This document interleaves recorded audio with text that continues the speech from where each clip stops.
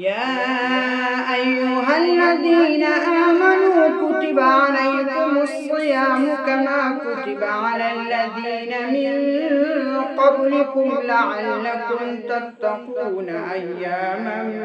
معدودات فمن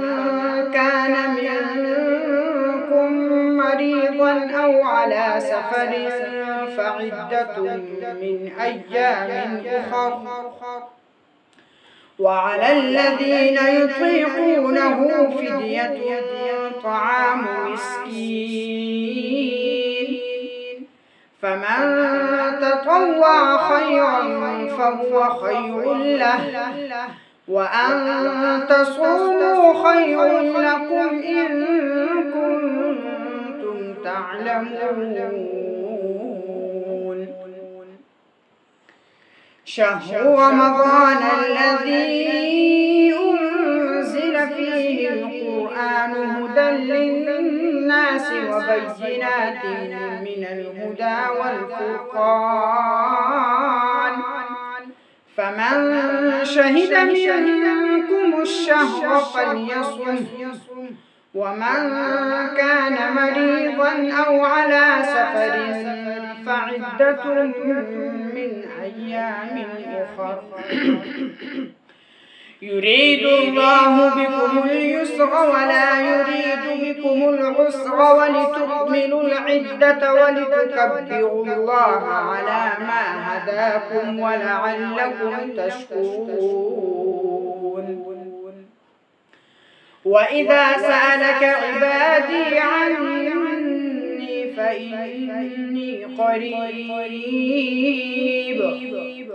أجيب دعوة الداع إذا دعاني فليستجيبوا لي وليؤمنوا بي لعلهم يرشدون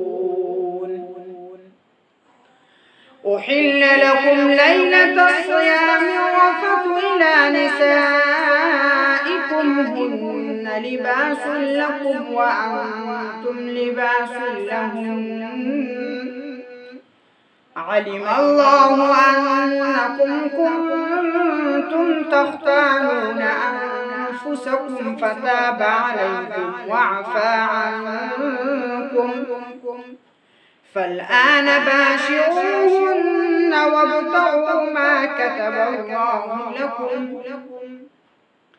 وكلوا واشربوا حتى يتبين لكم الخيط الأبيض من الخيط الأسود من الفجر